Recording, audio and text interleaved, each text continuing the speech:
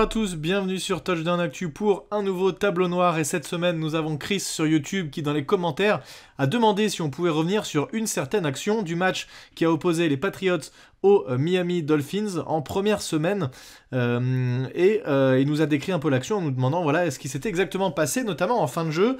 Eh bien mon cher Chris, nous allons revenir sur cette action. Alors les Patriots sont sur ce jeu, ils mènent 14-3 et on est en troisième quart-temps, il reste 1 minute à jouer et ils sont en formation assez resserrée les Patriots puisque vous voyez qu'ils ont alors attendez que je ne loupe pas, un receveur en haut de l'écran, 2 receveurs, un troisième receveur Julian Edelman qui est positionné sur la droite de la ligne, un tight end ici et un running back. Alors, que va-t-il se passer sur ce jeu? Première action, ou premier élément de jeu en tout cas, c'est que les Patriots vont envoyer une motion de Julian Edelman. Vous voyez, on l'a déjà dit, on va le redire. Pour annoncer la motion, le quarterback souvent fait un signe du pied quand il est positionné au cul du centre, ou alors un petit signe de la main quand il est positionné un peu reculé, ça dépend, chacun fait ce qu'il a envie, c'est pas très important. Edelman part en motion, première indication pour Cam Newton. Il est suivi de très près par le cornerback, le numéro 23, qui va traverser le terrain et suivre Julian Edelman. Donc, grosse indication, ça aussi on l'a déjà dit dans un autre tableau noir, c'est sûrement de la man, de la cover man-to-man, c'est-à-dire homme à homme, que nous proposent les Dolphins en défense. Si c'était de la zone, il y a de grandes chances que le corner numéro 23 soit resté de son côté du terrain pour garder sa zone. Que vont nous faire les receveurs et le running back comme tracé sur ce jeu, puisque c'est un jeu de passes? On va avoir, dans un premier temps, une feinte de remise sur le running back qui va partir dans le flat.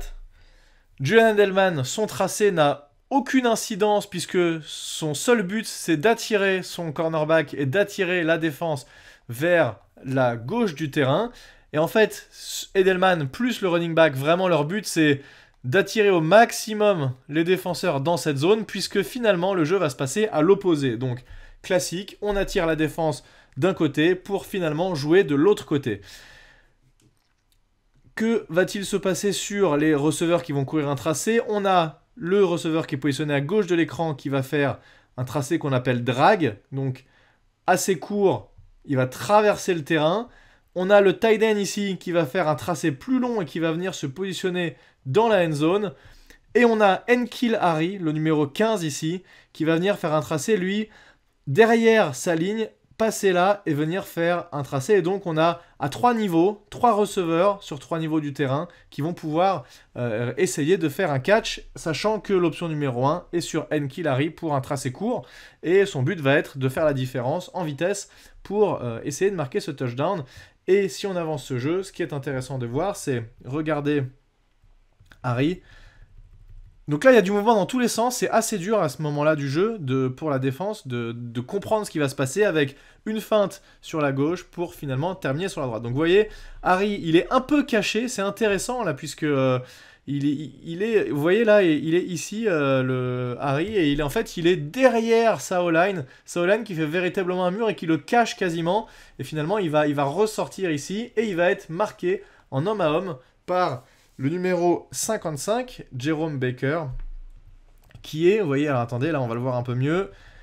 Il avance, il essaye, N'Keal Harry, forcément, de ne pas rentrer dans un défenseur pour pas perdre de vitesse.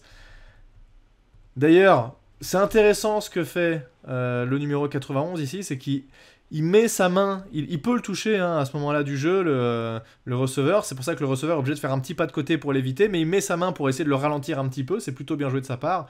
Toujours est-il qu'à ce moment-là, on a Harry qui se retrouve en homme à homme avec le linebacker. Et le linebacker qui est, en théorie, supposé être un peu moins rapide, un peu plus lourd qu'un receveur. Et donc là-dessus, Harry, son but, c'est de le prendre de vitesse pour essayer de le distancer et de marquer ce touchdown derrière à la course. Enfin, à la course, après la réception, évidemment. Là, on voit Cam Newton qui envoie sa passe. La passe arrive exactement en timing. Vous voyez cette attaque à 3 niveaux qu'on disait tout à l'heure.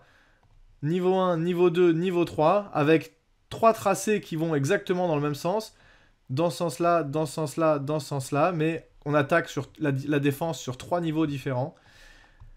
Et la réception qui va être réussie par Harry. Et là, il n'y a plus qu'une chose à faire. Sprinter au maximum pour essayer de marquer. Mais il y a également une autre chose à faire.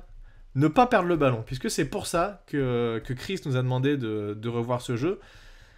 Que va-t-il se passer ici? Excellent effort du linebacker qui ne lâche pas l'affaire, qui pourrait se dire « Ah là, ça va être tendu, je risque de me faire déborder et de ne pas réussir à faire quoi que ce soit. » Le linebacker qui le joue parfaitement, qui arrive à faire preuve de suffisamment de vitesse pour rattraper le receveur et qui provoque en plus le fumble. Le ballon est relâché. Et que se passe-t-il? Il sort des limites du terrain, mais il sort des limites du terrain dans la end zone, avant que le receveur n'ait eu le temps de traverser l'end zone, parce que vous le savez, dès que le receveur traverse l'end zone, dès que le ballon traverse l'end zone et que le receveur l'a dans les mains, c'est touchdown.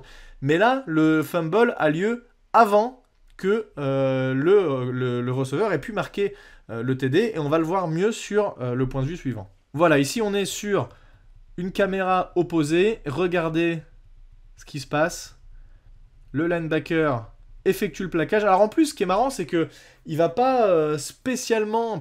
On voit souvent, on avait fait une vidéo sur ça d'ailleurs, où les defensive ends, notamment quand ils arrivent sur les quarterbacks, en plus de faire le plaquage, essayent de mettre un coup dans le ballon. Mais ici, c'est pas forcément ce que va faire le linebacker, qui va d'abord essayer de plaquer. C'est évidemment la priorité ici. Sauf que N'Keal Harry ne tient pas bien son ballon. Il essaye de le tenir à deux mains.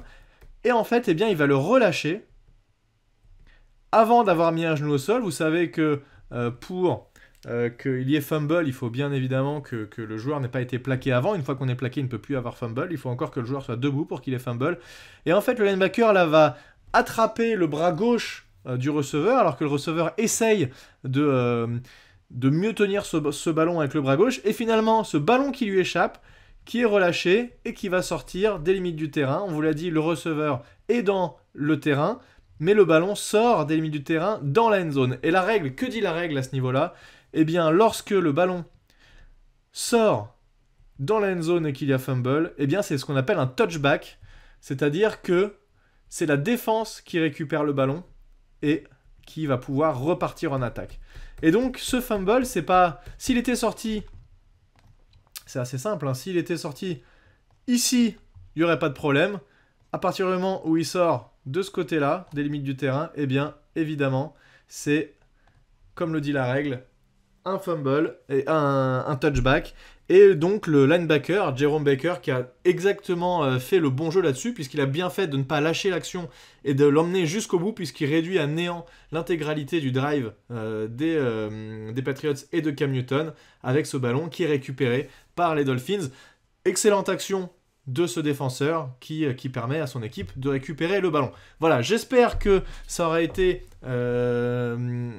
expliqué suffisamment correctement pour que vous compreniez, que Chris qui a demandé cette explication aura compris l'action. Donc un ballon qui sort des limites du terrain, au niveau de la touche, eh bien l'attaque conserve le ballon. D'ailleurs, je trouve que c'est une règle qui est pas forcément extrêmement logique, puisque un joueur d'attaque qui a le ballon dans les mains et un défenseur provoque le fumble, le ballon sort des limites du terrain, il est conservé par l'attaque.